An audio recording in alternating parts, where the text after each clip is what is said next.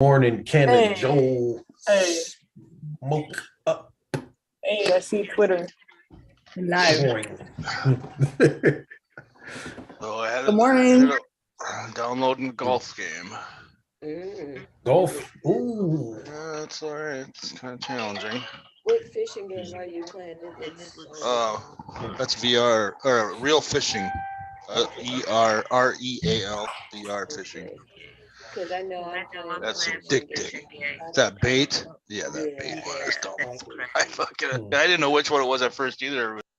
I'm just a man on his way to the moon, wishing the rocket would go faster. All the stars remind me of you, yeah they do. I'm on my way to you. I'm just a man on his way to the moon, wishing the rocket would go faster. All the stars remind me of you, yeah they do. I'm on my way to you.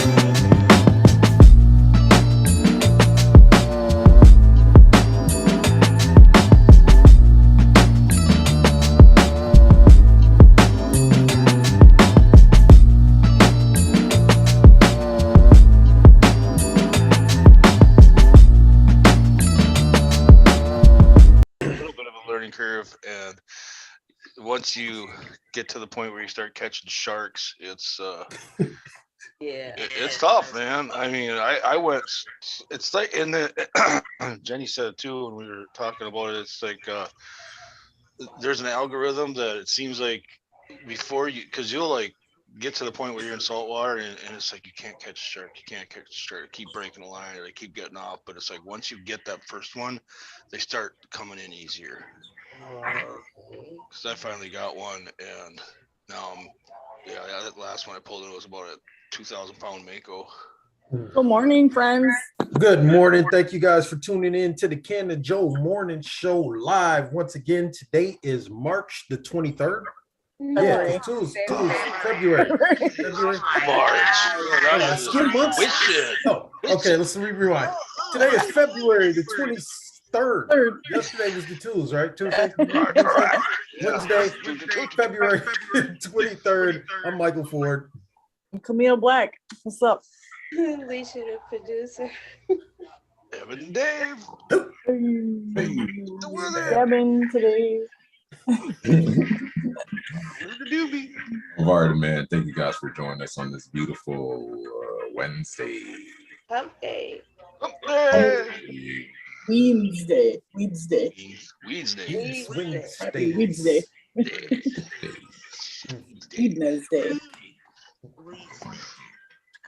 Over the hump.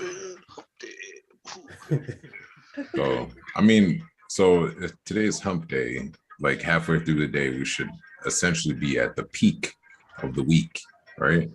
Yeah. And we should be able to see everything. Yeah.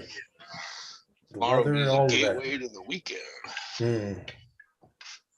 Every day is the weekend here. Yeah.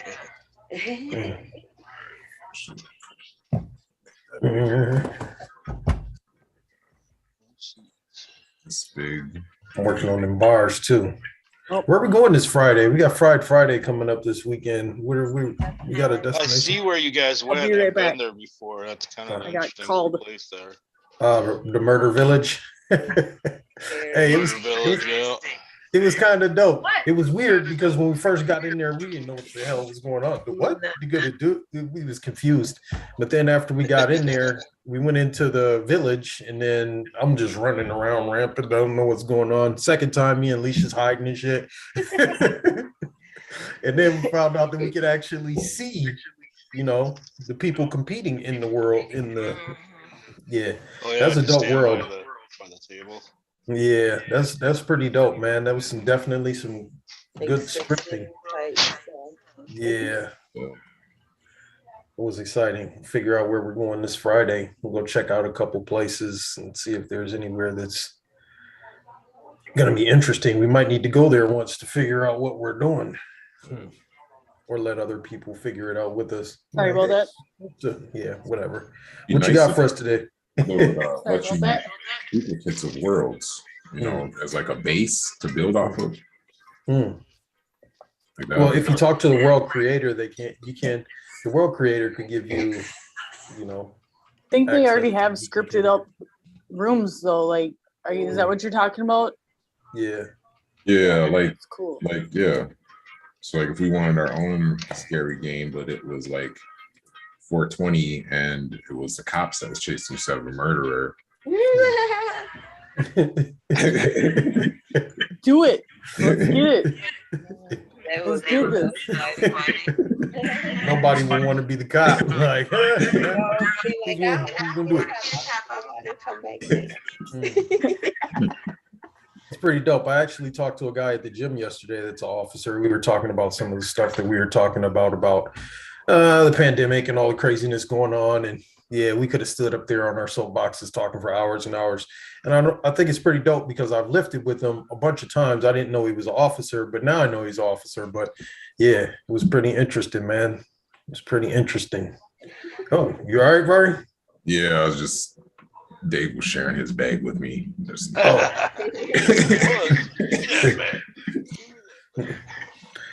Anyway, let's get to it. yeah, so Michigan, we'll start there. The first cannabis consumption lounges will likely open soon, which is pretty cool. So all right. Fucking paywalls. God, I hate this shit. All right. Well, let's see. I think I closed the wrong one. Nope. All right. Well, I guess we're not going to do that one because that's not working. I don't want to sign up.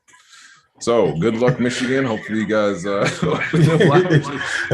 open those lounges. We can talk about it. What do you think? We should have some lounges here in Minnesota. That'll be dope. Greg was talking to me about that. He wanted to open a lounge for medical patients, I think. So yeah, well, good luck with that, Greg. And fuck Minnesota Medical Cannabis Program. Anyway, but yeah, we should have a consumption lounge for everybody to smoke whatever. I mean, anything, mushrooms, all of that. Just a consumption lounge. You can consume anything except fentanyl. Anyway, whatever. But yeah, that'd be a dope idea. Consumption lounges. I wonder what type of licensing you would need to open a building to let people just come in and smoke. Well, I would assume it shouldn't be any different than a craft brewery or anyone that holds a liquor license. Well, I mean, with the smoking ban everywhere, that's hard. Yeah, because you got the Indoor Clean Air Act in Minnesota. Thank you very much, whoever did that. So you wouldn't necessarily an outdoor space. You could have did that and left the bars alone. You could have made an exemption. Or if you had a slide open roof, like the stadium. Oh yeah. There you go. Yeah. Semi outdoors. You know? Yeah, that'll be dope. Or you could just set up a bunch of tents in a parking lot.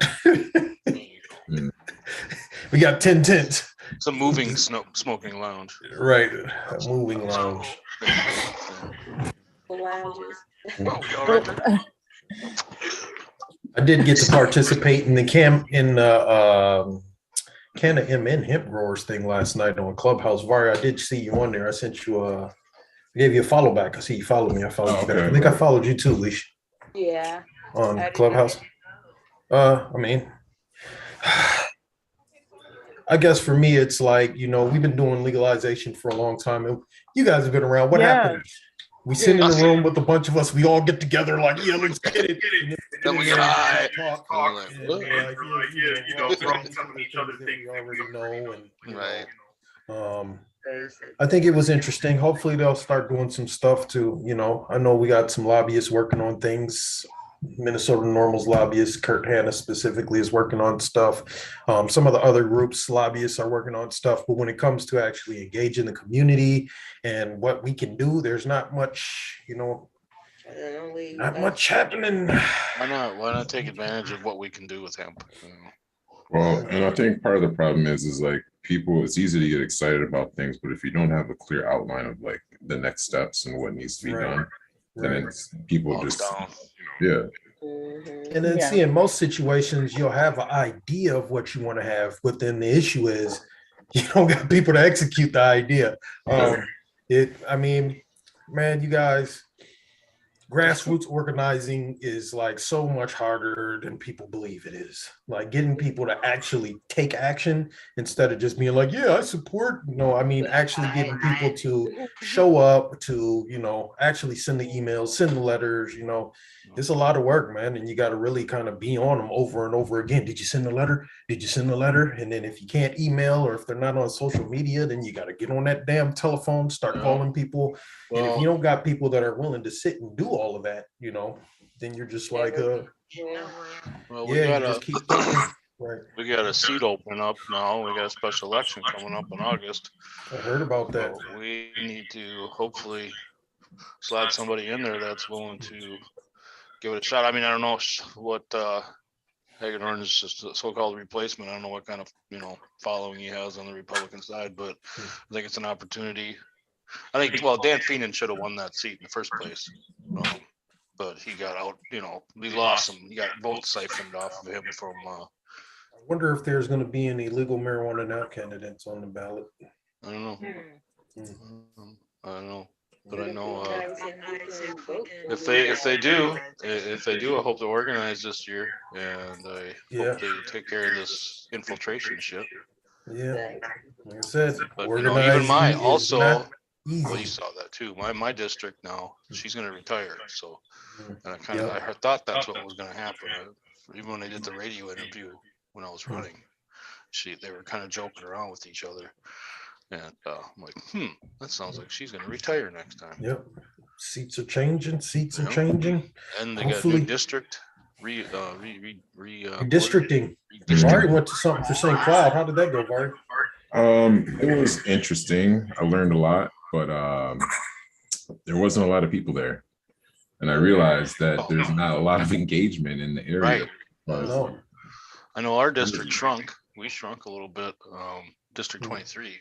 We lost some of it out west, so it's more like straight down from Mankato over to Albert Lee, and then maybe as far as Jackson, and kind of cut out that little part that went almost all the way to like Wilmer and stuff. So yeah, I did get an email from one of our partner groups with all of the new districts and all the lines, and they changed a little bit, but I think they kept them pretty close to the same. But there's a few districts where they changed, you know.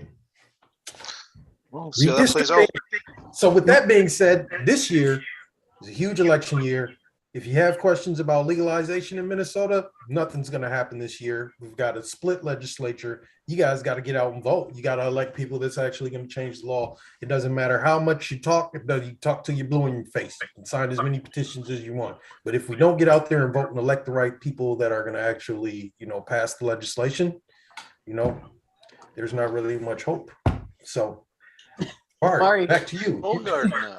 Yeah. He's like, can I get that back, man? He's like, come on, man. Pass the grass. Got that bitch lit.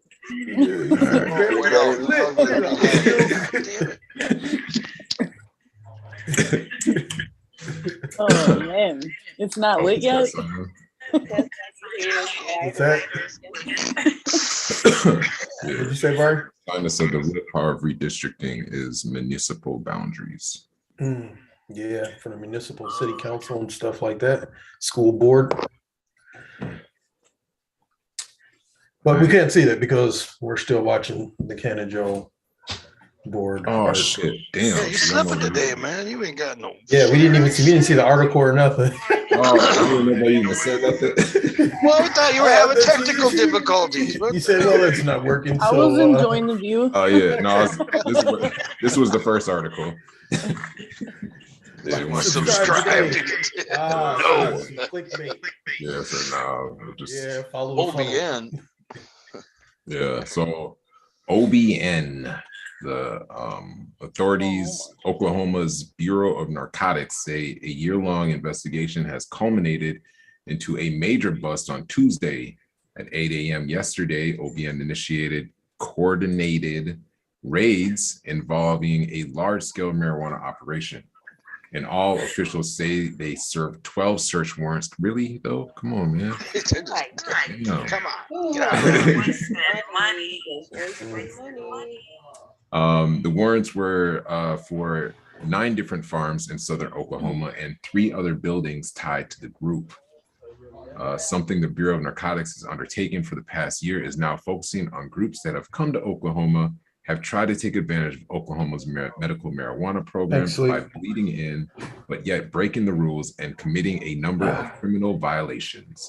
Mark Woodward with BN. The investigators say the farms involved were responsible for moving marijuana that was grown legally in Oklahoma across state lines into the black market in other states.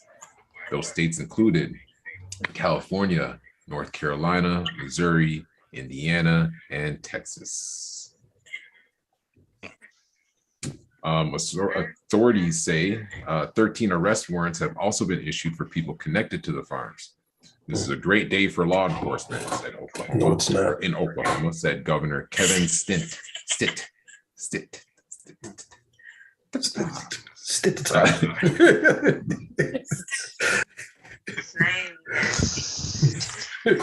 The largest farm involved in the raid was Big Buddha Farm in Wilson, Oklahoma. OBN Director Donnie Anderson, Mr. Anderson, says the farm spanned across 80 acres and 500 structures. Damn. That's a big farm. Yeah, 80 acres. That's a lot of acres. It's like when you go to those places like down the cities where they've got all the trees and everything and all the plants, those big ones. Like I can't think of a name right now. Like giant greenhouses, they've got just like warehouse sizes of just stuff growing. And I always thought that'd be great to have that. I think it sucks that they all got raided and shit, but for me, I'm looking at it like, man, wow, those guys were really doing good, man. Oh yeah. Like, man, they was, man.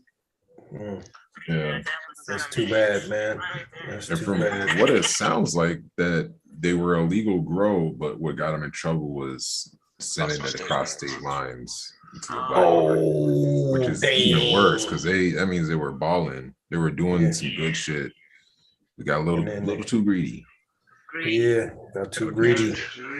Oh, 200,000. greed to get you every time.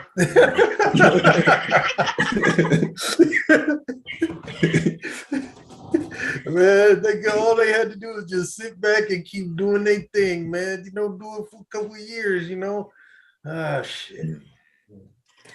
So the director said that this is a pretty good sized drug trafficking operation. The 9 that we did today are all connected, and it's part of this organization that's responsible for moving tons and tons of marijuana out of Oklahoma and into other states.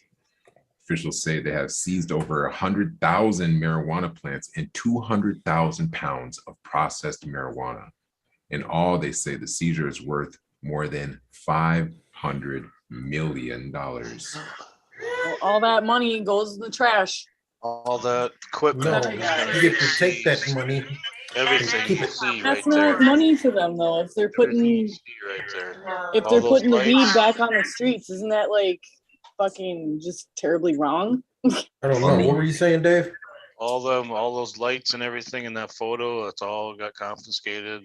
All that's gonna be what are they gonna do with that? Sold at auction, really? To who? Another grower who they'll target and then wait till he gets set up and then bust his ass too. Because And if we we do go in to that article Oklahoma and next. buy that stuff, we're just gonna do it right. You just don't send them across state lines. Yeah. And a lot of municipalities will actually, they start doing like online auctions. So like you can go on and you can buy the seized items and bid on them on the line. Once again, the man making money off of prohibition. Yeah, Yep. Let's see, those guys fucked up, man. they did. They got did. greedy. Hard. Yeah, man. All they had to do was just, hold it steady. What did they feel like there was competition in Oklahoma, and they just wanted to? I wonder if that's the actual photo from the bust, or because those plants aren't even. Those are all veg stage. They're not even flowering. That crop. So that 500 million is bullshit because that right there, that ain't shit. Yeah, but you got to think that they said different operations, one with over 80,000. Yeah, but I mean, I'm just going by off this photo, 80 and acres, I mean. those plants are not flowering. They don't have buds on them. So Yeah. if that's the stage they were in, and I think that's actually legal on the legal side, you should be able to fight that in court because that's going to determine the sentence, what the value and what it was worth. And that ain't worth shit, man. Right now, it ain't worth nothing. It's just weeds. Well, there's this dude that was just recently busted for 12 plants, and he had like 2 adult plants and then a bunch of little cuttings. Oh, And they counted those as plants. Just like bullshit. little, yeah. But you got to think with these guys, man, they were trafficking across state lines, tons. It's not like they just started doing it. Like, in order for them to know that, they had to have been watching them for a long time and let them make a bunch of transactions before they were like, yep, time to get them.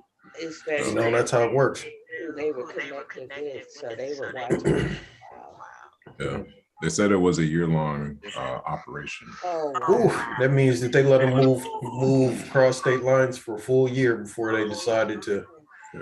you know, a So- year moving weed is Oh, that's some hater shit. Yeah, well, governor. it's not hater shit. They broke the law, man. Follow the rules. It's Man, damn. that Oof. greed. Mhm. Oh, that greed, man. Yeah. Where you at, Bob? Governor Stitt, he said that this was a massive operation that they've been working on for months and months, which included over 300 police officers. Whoa. Next And dollars. this is still an ongoing investigation, so there may be more arrests in the future. Stitt added that law enforcement has been cracking down on black market marijuana and will continue to do so in the future. Bad actors have no place in Oklahoma. The 5 people in custody include Good luck with those names. Jiaming Liu, Some Asian. Cheyenne, Van Wayne, and Dean. Will Chen and Will Chen. all right. Oh, Will Chet. So yeah, that's Hmm. crazy. Lots of It's interesting. Yeah. thanks, Vaughn. I guess that would be a minority. Vari, those oyster mushrooms look amazing. Yes, Yes, they they do. do. They oystering. They look like they would taste good with my steak. They actually Fried in some butter. yeah, sauteed them bitches. They are super good. Ah, there you go. Man, it's dope. You know, I know what is it? What's Taki? running right now? Bake Brand, the Baked Kitchen. You know, they do vegan food. So once you get them grown, I know that they do The mushroom gourmet soda. mushrooms. They fry them and do sandwiches and stuff. Yeah. Yeah, I know. I think they I told be you about those gourmet. puffballs that we found that one year, didn't I? They're like size of basketballs. Oh yeah, we found a couple last year on the walking trail by our spot, like big ass. Yeah. Over by Morris. I seen this this post on something. They're talking about lion's mane. Have you heard of those? Yep. Yeah, I got some culture, but I haven't gotten it on like into production yet. Oh yeah, there was instructions on how to fry them, and oh man, that looked good, man. Yeah. Anyway, Vaughn wants some. Yeah, I Anyway. want some too. Everybody getting hungry this morning. Yeah. Want some of them in my omelets. So, right. With that, we do got a couple minutes. Real quick, I think we already went over all of the legalization stuff. So if you do want to get involved, make sure you go check out MN Normal on Facebook or mnnormal.org to get more information on how you can get involved in cannabis legalization. There will be a Minnesota Normal monthly meeting on March 19th at 11 a.m. online. Is it still a pandemic? Yeah. Online. And it's going to be a great time. So if you do want to get involved, get involved. Last week, we had a great update from Kurt Hanna on our legislative agenda as well. We dropped a link for Act Blue and a sign up if people wanted to get involved. So make sure you jump on there and get more information. Otherwise, just go on Facebook and check us out for updates. In addition, yeah, a couple of them. And in addition, we do have some Minnesota marijuana stuff coming up. We did miss our admins meeting this Sunday, but we did get a subgroup put up. So if you are into concentrates, vapes, oils, waxes, dabs, and all of that stuff, go on and check out Highway 710. I call it Highway 710. I'm not sure if people can understand that. Normally those groups grow fast, but I think they looked at it and they're kind of confused. If they don't know what 710 is, they're probably looking. That'd be oil upside down. Yeah. If you didn't know, 710, and you flip it around, bam. Anyway, make sure you guys go check out that group. We have had a lot of people with some dope dabs and concentrates. I don't personally dab much. I don't really vape much, but I love flowers, so I did get to posting weed porn for my first time. But yeah, go check I it out. love dabs. And with that, we got Dave, Wendy.com with the weather. Oh, shout out to my son Jeremiah for bringing me this glorious cup of coffee as well. Right on time. As usual, your weather's brought to you by Woody.com. If you need to know what's going on outside, just click on Woody.com. So, as you can see now that the front has moved through, we're on the back side of this. It looks like some of you guys up in the city's got about 6 inches of snow. We didn't get much down here. We got maybe an inch or two. Duluth, and up in northern Minnesota got pounded. I just looking earlier at some of the snowfall totals, and it looks like Duluth got some areas just north 26 inches up there. Damn. Glad I wasn't running in that. I know I was running through at least 5 inches yesterday. I think a lot of that might have been because it's a lot of this storm was a kind of a northeaster. The wind was coming from the north, so there was probably a lot of lake effect also coming off that too. So right up there on the tip of Superior. But now we're on the backside, and now it's all about the cold. We're back in the freezer. The Rochester 1 below, St. Paul 2 below, Morris 15 below, Fargo 17 below. International Falls and Walker 11 below, and now it is still a little windy out, as you can see those green letters, 10 to 20. So that wind chill out there right now is it's a little nippy. So if you're going outside today, better bundle up. And then as the day goes on, it will warm up a little bit, but not too much. We're going to be staying steady here for a while. And then our next system is going to be a southern Minnesota event that's going to start tomorrow. I believe if you want to click forward there till about click on rain and thunder. Is it more snow? Oh yeah, we got about an inch or two coming. It's going to come up from the south this time. We can stop it right there. A little bit more, I guess. Not quite. That's 2 a.m. All right. So yeah, the snow's going to come in the morning. It's going to cover probably much, like I said, the southern half of Minnesota, and that's going to be about an inch or two. It's not going to be too bad, but on top of what we already have, there's a lot of ice out there that started on this storm too. That's underneath all the snow. It's going to be, fun. And after this system rolls through, things will kind of quiet down for a while. Temperatures are going to remain in 20s, mid 20s, maybe see a couple 30s in there later in the week. It's not going to be too bad, but it's definitely still winter out. So we'll keep an eye out for our next system if any kind of warm up coming. But right now, it looks like it's just pretty much going to be your wonderful Minnesota winter weather. So get out there and shovel your sidewalks. Hope people don't fall. With that, back to you. Got it. Energy ball on the move. Here, Alicia, you want this energy ball? We'll pass it around. Good vibes all day. I don't know, Vari. Have a good day, everybody. Left thumb together, right thumb together. Wu-Tang forever. Anyway, whatever. Okay. I watched the new RZA video this morning, man.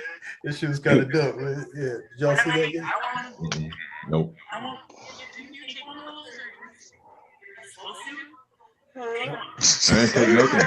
I ain't taking. I'm not taking shit. My friends over now. I tried to mute and I was gonna say bye, but I'm still here. So it's okay. We made it through. We're at the I'm end. telling you, I Camille, love you guys. does your friend have any words of wisdom for us today?